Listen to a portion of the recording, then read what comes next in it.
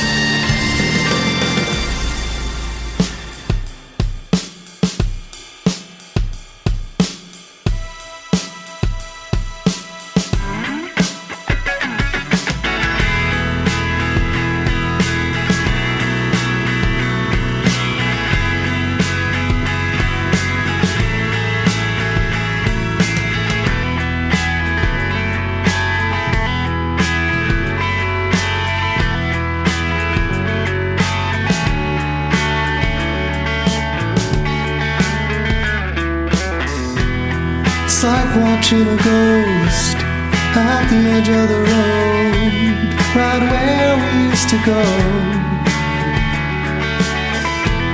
When stress choked my days, we coped in our usual ways. I left before the next snow.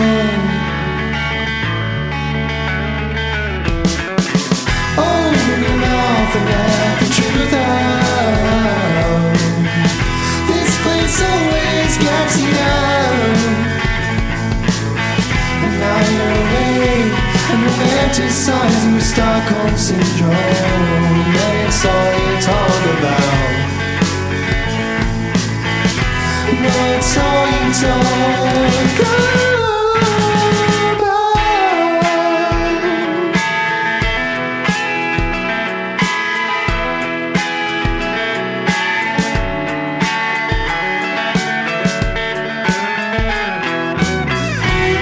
The 7-Eleven where we sat at 2 in the morning to escape the blues. Remember the abandoned building with a hole in the door, the shattered glass all over the floor. We must have been hallucinating some better world. We didn't know how deep that darkness would unfurl.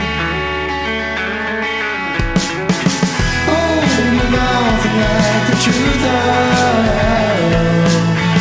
This place always gets you down.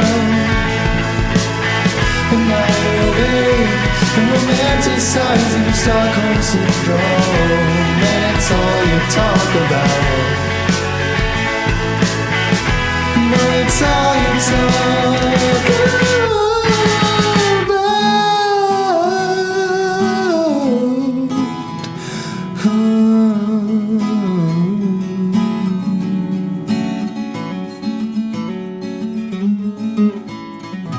You had to pull me outside, 'cause I wouldn't leave. So stuck in my head, he'd worried I'd be dead if I didn't catch some reprieve. 2 years later, it's a lot less weightier, forget all the time. But a piece of me is trapped there, you pull the trigger, I pay the fine.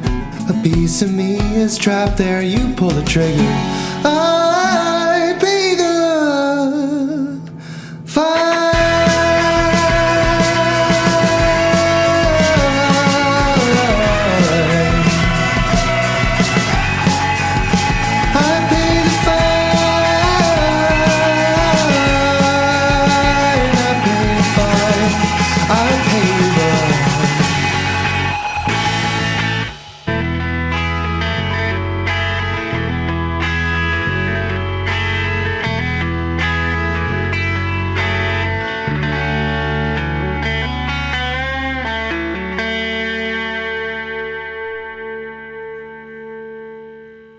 What a great song. That is Stockholm Syndrome. That's the song. The artist is Lyle Hutchins, and we're going to talk to Lyle in just a moment. And joining us via Microsoft Teams, he's been waiting patiently. Lyle Hutchins is here. Hello, Lyle. Hey, thanks for having me, guys. Ab- Really abs- happy to be here. Absolutely. No, thanks for your patience. We are running a little bit behind this morning, but it's great to talk with you. Don't worry, though. We have plenty of time. No problem. I love that song. That is great. I love your voice. Thank you. Absolutely. Now, is that relatively new? That's your newest single, correct? So yeah, I just on June 27th, I just released my debut album, and it's 14 songs, and that one we just released a music video for on YouTube. So Oh, excellent. But yeah, so I've been I just graduated from college in New Orleans studying music, and this is sort of my big project is putting everything into. So super happy for it to be out on the airwaves and everything. So Oh, congratulations. Are you in New Orleans now? no, I just moved back to New Hampshire. Actually, funny enough, I was in Manchester the other week. So Oh, no kidding. Yeah. yeah. What's the bigger culture shock? Moving to New Orleans the first time, or coming back after going to school there? It's, I don't know. I probably moving to New Orleans for the first time. Yeah. It's mostly the heat and getting used to how nice everyone is. Mhm. I mean, people are nice here, but I think the kind of trademark New England bluntness, which personally I kind of like, if you break down on the side of the road, somebody will help you, but they'll call you an idiot the whole time. But yeah, I think it's probably a bit of both, maybe. I don't know. Yeah, no, I get it. Yeah, the heat. I mean, it's humid there too, right? It's not a dry heat in New Orleans. Yeah, Yeah. never actually brutal. been. I've never actually been, but It's a great city. Yeah. yeah, no doubt. Now that you're back in New Hampshire, I mean, do you plan to stick around up here, or what's kind of your next move?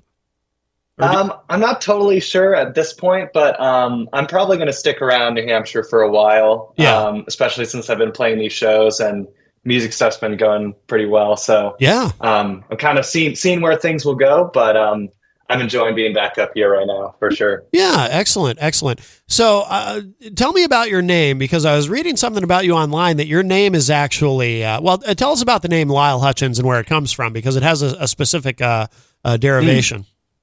Yes. So my folks met in a 90s alt country band, and they were really inspired by people like Lyle Lovett. So that's where Lyle comes from. And actually got to meet Lyle Lovett my junior year of college.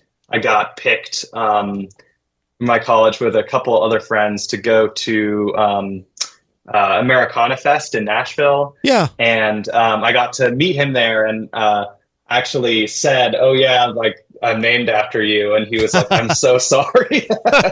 So it was really funny, but it turned out to be a super nice guy. And it was a very cool opportunity. But yeah, it was kind of a cool full circle moment for me personally. But yeah, that's where the name comes from. Okay. So your parents, they were in a band together in the 90s? Mm-hmm. Yeah, like a local. It was called Selling Buicks. Okay. Oh, that's a cool name. Yeah. But I think it was, I don't know how long it lasted exactly, but yeah, that's I get a lot of my musical influence from them, and kind of the artists that they raised me listening to. Did they teach you how to play and to sing, or did you kind of learn that on your own? So I definitely, my dad helped me with some very basic guitar stuff when I was younger. Mm-hmm. And getting kind of accompanied me while I sort of sang my way through a couple songs that I liked. But I didn't stick with it a ton when I was in a school choir pretty young. So I did a lot of that, and I did some musical theater stuff. So I got a lot of singing, kind of the technique of it from that. Okay. But guitar wise, I wanted to learn guitar when I was younger, but my dad had watched an interview with Prince, where Prince was talking about how artists should have, creative control and should be able to understand things like music theory. And so he was kind of pointing out that you should learn the piano first. So I actually learned piano before I learned guitar, which I do actually credit with a lot of my music theory knowledge. And I only picked up guitar at the end of sophomore year in high school. Okay. So I've been playing for about 6 years, like seriously. I think I'd fooled around on it before, but Yeah. yeah. That makes sense of what you were saying about learning piano first, because this is a subject that comes up on the show every once in a while. I've heard a lot of music instructors and various people say over the years that is a really good way to go, because even if you have no interest, even just learning some very basic keyboarding skills, even if you have no interest in playing a keyboard, it really kind of trains your brain to, in terms of how to think of chord structures and learning music theory. Sadly, I did not start that way. I wish that I had. I can't play a keyboard at all. I'm a bass player and I can play a little bit of guitar, but I've heard so many people say that it really, the ideal thing is to start on keyboard and then go from there, because once you have that, everything else is going to be easier to learn. And it makes sense. I didn't know that Prince had said that, but it completely makes sense, because, and obviously he must have been on to something, because Prince was one of those people who could play anything, Oh yeah, totally. Yeah, for sure. He had to, I did hear him though. I heard him say in an interview once, or I think this was an interview that I read, might've been in Rolling Stone, that people had a misperception of him, that, he could just pick up any instrument and just know how to play it, that he was that much of a genius. And that it wasn't that. It was that he just was able to learn to play anything, but there was still a learning process, and he could learn very quickly, probably because he had those skills of learning on piano first. He could learn very quickly, but he still had to learn how to learn to play everything. I also read something about you that you, like, when you did a project in grade school, and that was kind of like the beginning of your sort of almost an awakening of realizing that this is what you wanted to do. Is that correct? Yes, definitely. So I went to this very small, it was, I think I had joined the school in 6th grade. It was, we had this thing called Olympic Studies. The school's Mountain Shadows, and it's near Dublin, New Hampshire. Anyways. Okay. But they basically, it was like, I can't remember how long exactly. It probably felt longer than it actually was as a kid, but it was like 2 to 4 weeks out of the year, you would focus on one subject, like really intensely. And you could pick kind of what you wanted to focus on. And so in my 8th grade, I was really interested in songwriting. And so I picked that. And one of the people that worked at the school at the time is Duncan Pelletier. And he's a great musician and just a really nice guy. And he kind of took me to his apartment where he had like a little setup. And we recorded some songs that I was writing, I think on the ukulele, actually, because I didn't know how to play guitar at that time. And recorded like a little EP that I still have stored away somewhere on my computer. But in short, that moment kind of, I realized like, I really love doing this. I love the recording process. I love writing the songs, and I love performing them. So it kind of just, it all kind of came together, and I realized like, this is really what I want to do. Yeah. So yeah, that was that moment for me, for sure. Did you say that you were playing the ukulele? I was, yeah. I mean, I still have the same one lying around somewhere. Oh, no kidding. Oh, wow. So you learned that before you learned guitar? Yeah, because I think it was the era of a lot of cringy white people on the internet playing ukulele. Like, I look back on it now and I cringe a little bit, but I think it was, what was that song? Riptide by Vance Joy. It was like a big thing when I was in 8th grade. Okay. And I think I had gotten ukulele, and I think I just learned some like because some of the like chords are just, you just put one finger down or something. And so I didn't know exactly what I was doing, but I learned enough to be like, okay, I like this. And that kind of thing. But I think I had a song on the EP that we made that was on piano as well. But yeah, I that's where I started doing the more string instruments thing. Yeah. And I assume, I mean, your parents must have been pretty supportive through all this, right? As you're doing this, as musicians themselves. I always say that's really important. If you have supportive parents, who are going to really help you kind of foster that and, encourage you to keep going. I think that makes a big difference, right? Definitely. I'm so grateful for them. They've been really supportive like every step of the way. Sometimes more supportive than I've been of myself, but yeah, I'm really lucky to have them, and just I think getting, yeah, like the older perspective of someone who's actually been a musician and Yeah. been in a band is great. Yeah. Um and just growing up with that like musical influence and a lot of the people they were listening to was pretty awesome too. So Oh yeah. yeah, That's for interesting. sure. What you said about sometimes they may have pushed you more than you know, or encouraged you more than you were able to yourself. Were there times when you were getting discouraged, but they, you know, they obviously, you know, obviously they believe in you, they're your parents, right? But were they kind of sort of helping to push you along at times where maybe you, I don't know, maybe you were discouraged, or maybe you were losing interest. You know, sometimes as we're growing up, sometimes our priorities change. I mean, what do you mean? Like, expand on that a little bit. I think, you know, it's funny because I definitely always had like a musical, I wouldn't necessarily say natural talent, but I had an inclination. I just knew I liked it. Yeah. But I think they never really they didn't want to be those parents that were like, you know, trying to make a prodigy out of their kid. And so I think they would kind of like gently nudge me in a direction. But, you know, it's funny. I think there were a lot of moments like that, where I kind of felt discouraged, or because I didn't, I'm still quite bad at reading. I mean, I can read a chord chart pretty well, but when it comes to standard notation and reading a melody and everything, Sure. especially guitar wise, I'm so slow. Part of it's just because it's not really what I've wanted to prioritize career wise. So I put less time into it, but Yeah.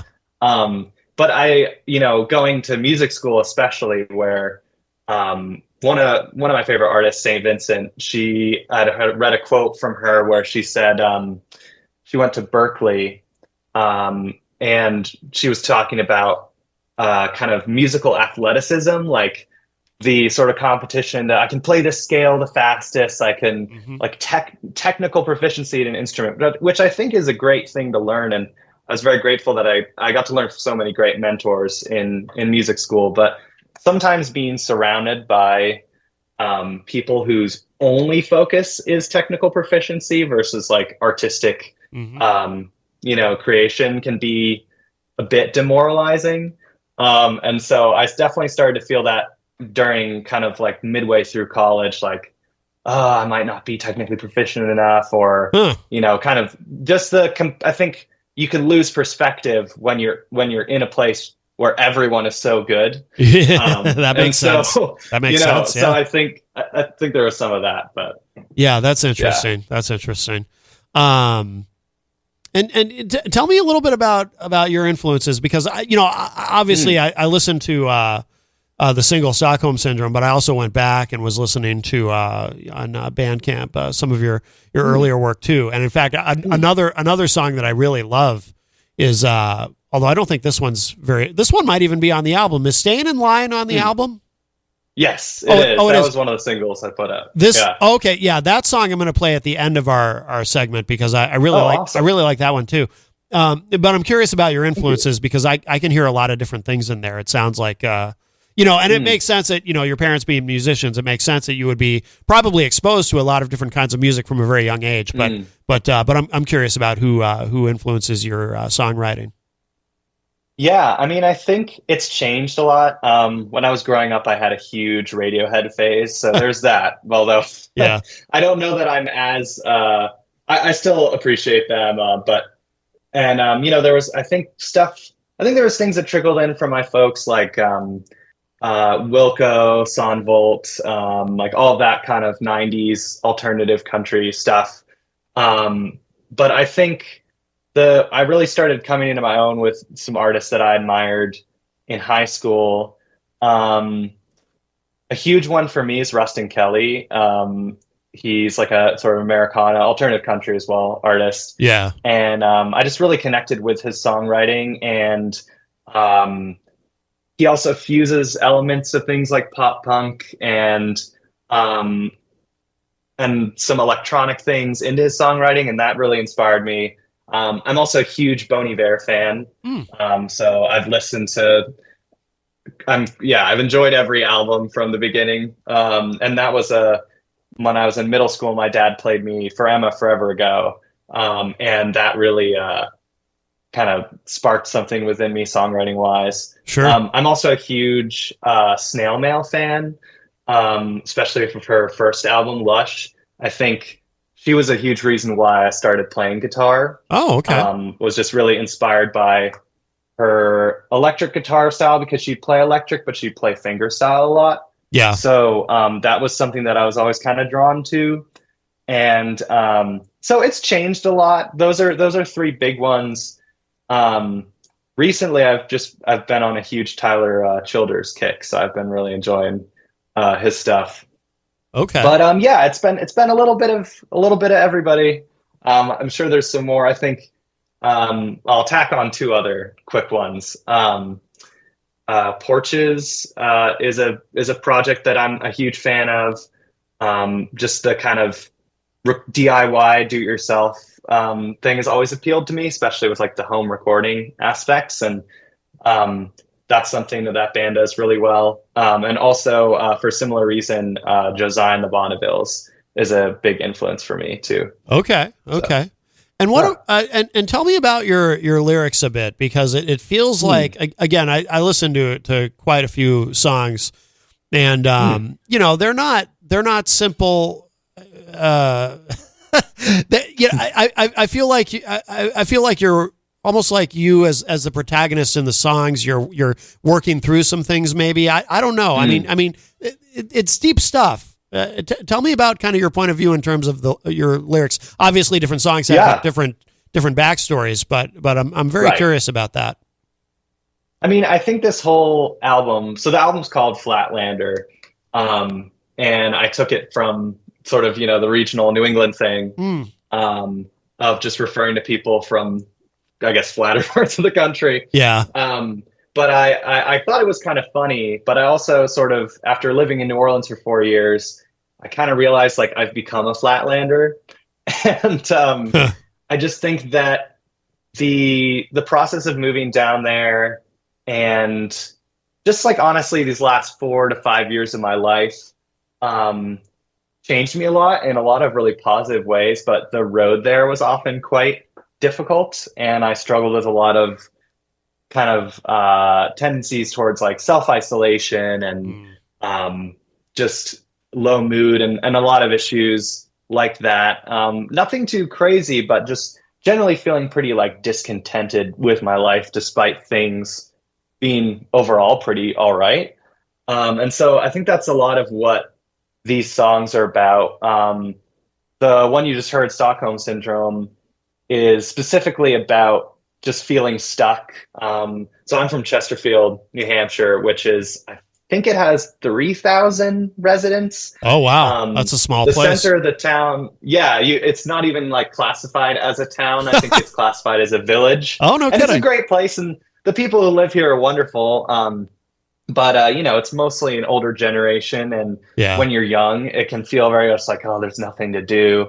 And I also, a lot of my schooling and education kind of felt pretty restrictive at times, especially throughout high school. And I also I think I was one of those people that because I had parents who pushed me in good ways, but I was like pretty academically decent, not to toot my own horn too much. Yeah. But during high school, and so I think the pressure of always trying to exceed myself, and that eventually started getting to me, and I started getting like migraines and this thing where I break out in hives. I think some of it might have been like the hormonal, you know, stage where I was growing up. But long story short, I was dealing with all of that, and I was dealing with a lot of anxiety and these feelings. And I think going to college, especially in the Deep South, where, well, especially New Orleans, I can really only speak to New Orleans, but where there's a different pace of life, partially because the heat slows everyone down. Like you just can't, you can't go do a million things. And I also think they've been through so much tragedy and upheaval that there is a sense of like people trying to lift each other up. And so I think going down there, I kind of like took a breather and it gave me some perspective to look at a lot of these things. So I think that's what, in a nutshell, a lot of the songs are about. But yeah. I mean, I can relate to the part about too. You were saying I'm someone who, I deal with depression, and this is no secret to people who are longtime listeners of the show. I'm pretty open about it, but I know something you said that resonated with me is, when it seems like life is going pretty much okay, but you just don't feel right. And I can relate to that, and I think a lot of people can relate to that and connect with it. And you're not even sure why you're feeling. Why you're feeling the way you are, you just are, and it's hard to identify, and people who don't experience anything like that, they can't relate to it, so it's hard to explain to people sometimes too why you feel that way if they're looking from the outside and saying, well, looks to me like everything's pretty good, and you're kind of feeling like, yeah, everything is pretty good, and yet I don't feel good. Right. Totally. Yeah. Definitely. That's a common thing. How are you today? I mean, you sound upbeat and positive. I mean, are things better, or are things, I mean, you just graduated college, so you're still adjusting in some ways, but that must be a relief though, too, I would guess.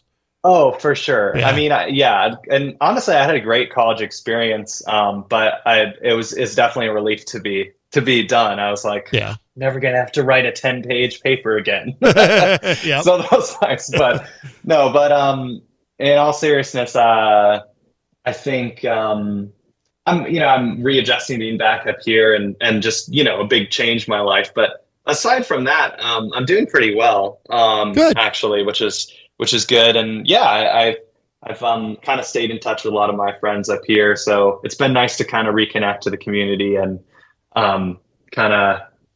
just be doing all this music stuff feels pretty great too. So I'm in a pretty good place now. And I think for me, that's when I play these songs live, especially, it feels very, I don't know, it feels kind of cathartic and triumphant at the same time. Like, not like all my problems are gone, but I've moved beyond that period of my life. And, I kind of feel like I can look back at those moments with a different perspective. Now. Yeah. So, yeah. Well, something that comes up on the show, this comes up constantly on the show. In fact, it would seem is the idea of creating art and using that as a way to work through whatever it is that's bothering you. Because, it's a great form of therapy in a sense, right? Because you're creating something, you're taking something negative, whether it's anxiety or whatever it is, and a trauma that you're dealing with, and creating art from that. What could be better than that, right? Taking that totally. Negativity and darkness and creating something that not only is cathartic for you, but other people can relate to and get something from it too. So you're also sort of passively helping others at the same time while you're actively helping yourself by creating this art. And so I think that's great. And I'm glad you're feeling better. What's kind of your do you have kind of mapped out in your idea a trajectory for where you want to take things going into the future in terms of your career? I mean, obviously the album Flatlander is pretty new, so I assume you're largely focused on promoting that. But do you have some kind of long-term goals, or are you just kind of figuring things out? Or I mean, I think I definitely want to keep promoting this album, and really my goal is just to get in front of as many people as I can. I think that, long term, I'd love for this to be, my full-time career. And I'm kind of willing to put in the grind to do that. So for me right now, it's just, a lot of it is just playing wherever will have me, playing as many shows as I can, and kind of keep promoting things on social media. Really, I'd like to get to the point where I can start, kind of opening for other people. And I want to personally, for immediate future next steps, I'd love to just get more connected to the musical community around here and, link up with some other bands and artists, outside my sort of immediate bubble. But ultimately long term, I'd really love to make this my full-time career. So, a lot of that is just, I guess just grinding it out, for lack of a better term. Is that challenging at all? Because geographically, you're in, you're not exactly in a booming metropolis, right? No, no, and it may, necessitate at some point in the future a move to somewhere like that. But I think, I actually feel like the Southern New Hampshire, sort of Western Mass, like this general area music scene. I don't know. There's, at least for me, a lot of my favorite artists have swung by here. Sometimes even 15 minutes from me. Good. Next week I'm going to go see John Moreland in Brattleboro, and I just was at the Green River Music Festival and saw Waxahachie and MJ Lenderman there, which is great. Yeah. So I don't know. I think that there's a cool kind of music scene, but obviously I think if I really want to make this at some point in the future a full-time thing, I'm going to have to tour extensively. So yeah, that'll definitely be part, and that's a big part of like next steps. I have a friend. One of my friends is she's also a singer-songwriter, and she lives in Atlanta. So we're gonna, I think at some point in the future, we want to do kind of like a up the East Coast sort of tour and get that under our legs, and then see how things go. So, but yeah, I'm kind of still figuring it out, if I'm being honest. But sure. But yeah, that's sort of the trajectory thus far. Excellent. Well, I think you're off to a great start, and congratulations on the release of Flatlander. I assume it's on all the streaming platforms and everything. Yes, it's out everywhere, and I've got 2 music videos and a lyric video on my YouTube channel for that. So one of my songs, MIA, got 55,000 views and 5K likes, so that was pretty awesome. That is, yeah. And it also got my friend Peem. We went to high school together, and Peem's an incredible filmmaker, and so he helped me with both these music videos we did, and we submitted MIA to a bunch of film festivals, and we just got screened in one in Pennsylvania, the MMM Film Fest. So that was really cool. So I'm just really stoked at the response that I've gotten thus far. I've got some press pieces out as well. And so that's been pretty great. Yeah. You can check it out wherever on all the platforms. Yeah. Excellent. By the way, and congratulations. It sounds like MIA is doing really well. That's fantastic. I'll tell you something kind of funny. I wanted to play that one because I really like that song. I know. But the only there's right at the end, there's a word that I would have to. Now, I do make radio edits sometimes if I really want to play something. If the artist doesn't have a radio edit available, I'll just make one. And I wanted to do it for that song, and I almost did. But then I was like, geez, you know what? I feel like in this particular instance, if I do that, it kind of wrecks the song in a way. Even though the word appears at the very end of the song, but it kind of puts a stamp on the song lyrically. And it's like, if I take it, because what I do is I call it the poor man's radio edit. I just reverse it wherever the swear is. But I was like, if I do that to that song, I don't know. I think it kind of, I don't want to inadvertently tamper with your art and wreck the song. You know what I mean? I know. I appreciate that. I mean, I think I'd thought about submitting that one, and then I remembered the radio edit, and I had a similar feeling of like, I think it would take out a little bit of the punch and the story of the song. Yeah, exactly. So, yeah. But people can, check that out on their own if they're interested. Yeah. That one. But yeah. I encourage people to do that. But also, I do really like this track, Staying in Line, that we're going to play in a moment. Can you tell us anything about the lyrics to this? I feel like there's a message here. Yeah.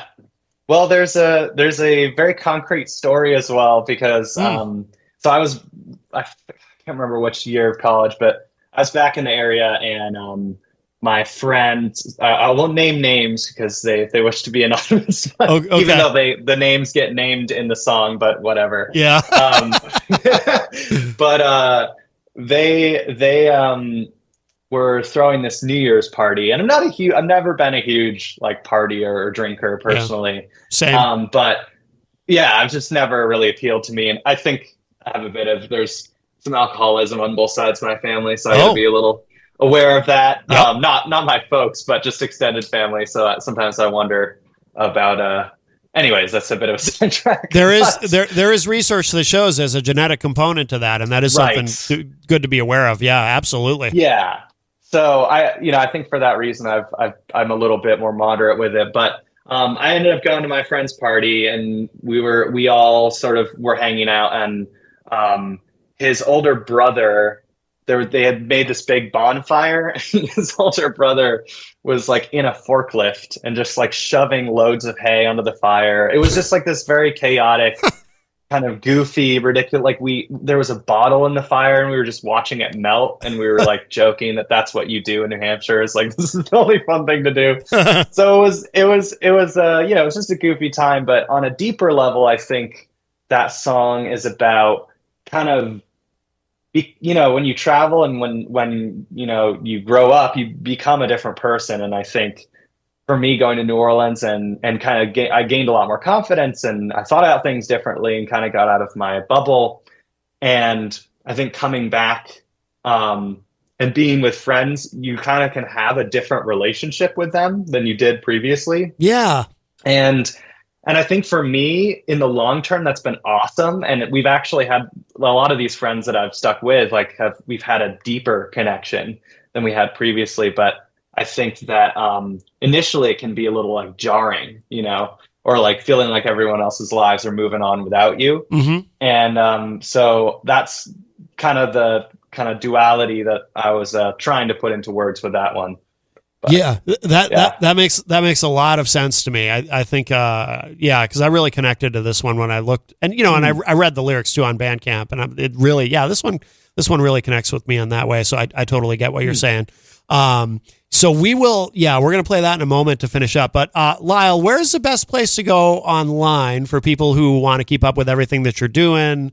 Follow your career as you go forward. Maybe you've got shows coming up. Do you have anything? Are you playing anywhere this weekend, by the way, that you want to plug too? Yes, I thank you for that. I'm going to be playing in Nashua at Terminus Underground, which is 134 Haines Street. Mm-hmm. And there's a $15 cover. It's going to be myself, Jesse Rutstein, Concepticor, and Joshua Nobody, as well as a bunch of art vendors. Excellent. And I believe, depending on weather, if it rains, it's still going to happen. It's just going to be inside the venue. But if it's a nice day out, we're going to have it out kind of in the lot, and it will be a cool little art fair. I'm going to be performing from 2 to 3, but you should show up for the whole event, which is from 1 to 6 tomorrow. So very good. Yeah, that's my most recent show, and super stoked.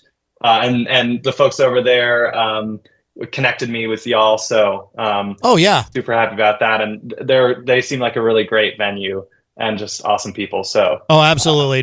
We love that'll be a great one. We love Terminus. Eleanor and Andre are amazing. And have you actually physically been there yet?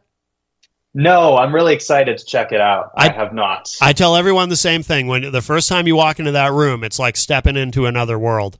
It's so cool. I've seen the pictures. It looks really cool. Yeah, it is. It's awesome. So you'll have a great time there. And where should people go online to keep up with everything? Yeah, so the best place is my website, which is just lylehutchins.com. That's LYLEHUTCHINS.com.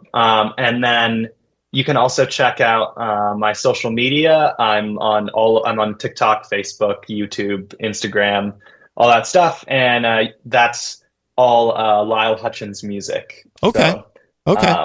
Those are the best. So anywhere you like. I also have a mailing list on my website, so if anybody wants more regular updates from me, that's where you can find that.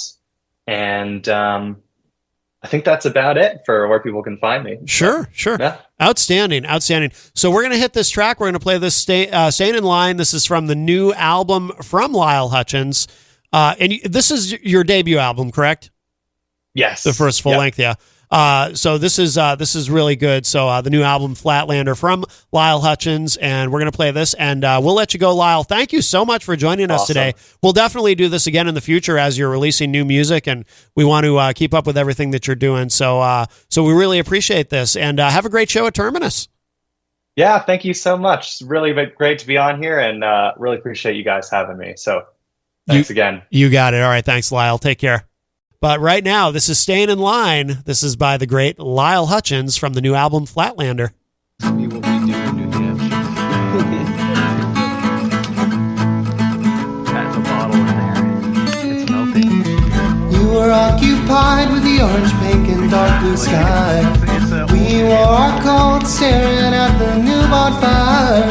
Your brother was acting dumb, sitting in the fourth seat. Lifting loads of hay, we watched as the leaves blew at our feet.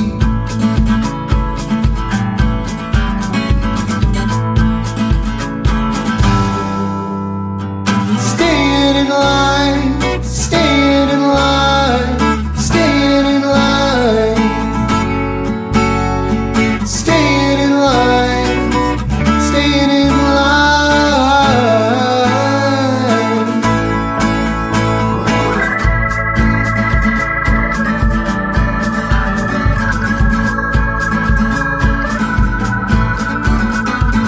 He gave me a glance, talked about leaving Texas. I nodded yes and I reminisced about a state I don't remember. Down in Louisiana anyway, I said to pass some time. Maybe it was the music or maybe I got tired of staying in line. Staying in line, staying in line, staying in line, staying in line, staying in line.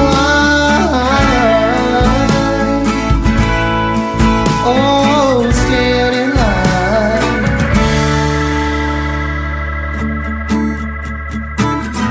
Ethan's working, fixing cars and errands, a nurse. Now I guess I'm making art. Isn't it funny how the time passes so slow and then fast, you don't even know how to act. We're childhood friends as you cradle a beer. Used to hate that stuff when you wanted to get out of here. Now sparks are flying wildly, it's New Year's, goddamn. Instead of staying in line, I'd like to stay where I am.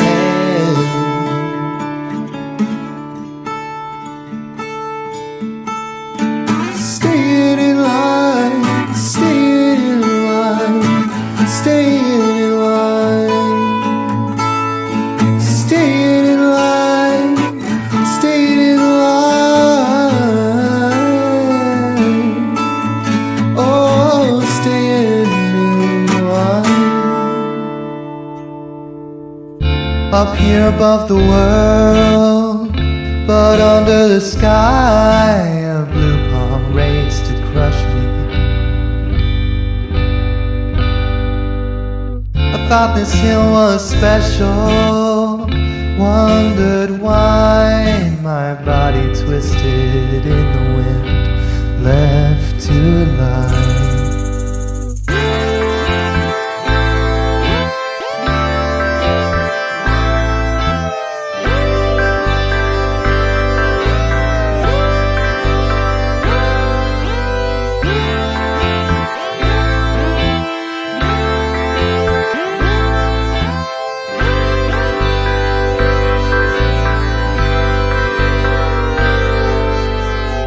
When solitude is all that you need, when peace can be bargained for free. Oh, I yearn to touch the ground and reach my hands up to the crowd. When I feel this low, I will go away from here, away from here. Out in the forest, where crags met brooks, we blended our shadowy forms with the corners and the crooks. By the edge of a cart, in the middle of a field, I asked you why you wanted to be free. Nothing was revealed.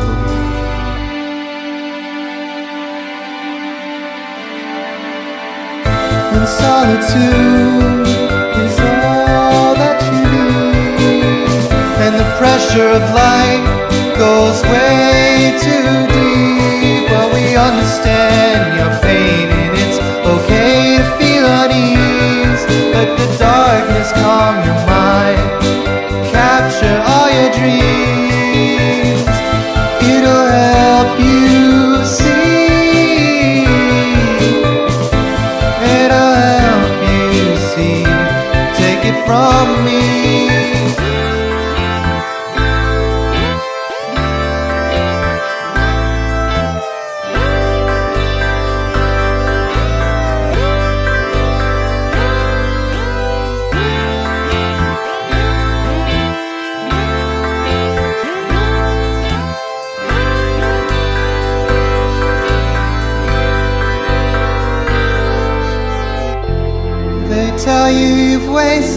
your day. That you should have focused on everyone else's problem. But then all their fears feel like miles away, and you can rest knowing that one day you'll help solve them. Right now, take time. Spend an hour, it could help you find the reasons for what you do, or else you'll be blind. Truly, it's okay, it's alright to decay.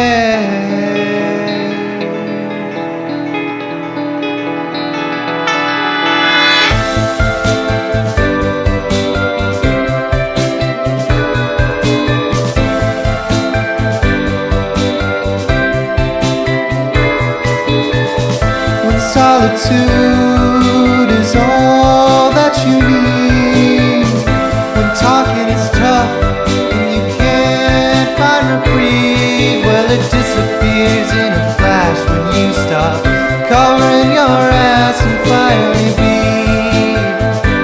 finally I'll just be.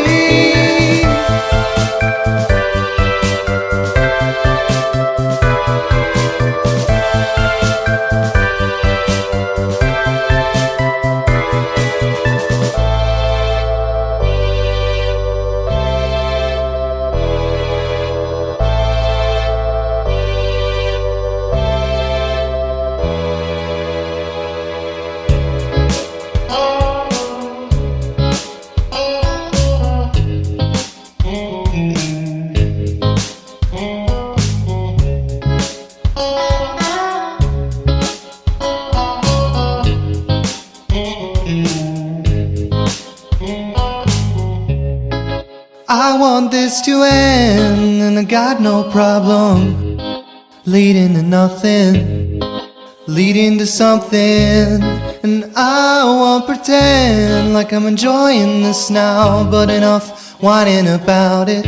I'll build my body around it into the ground before you can shut your eyes.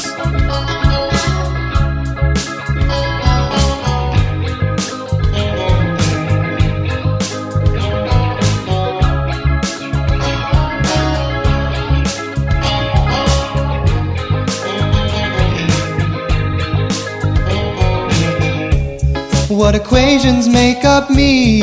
Will you do your best to see if there's anything left? If there's anything left, and why should I even care about waking from my slumber into sleep? Illusions draw me deep under the surface. Slowly every day I wake.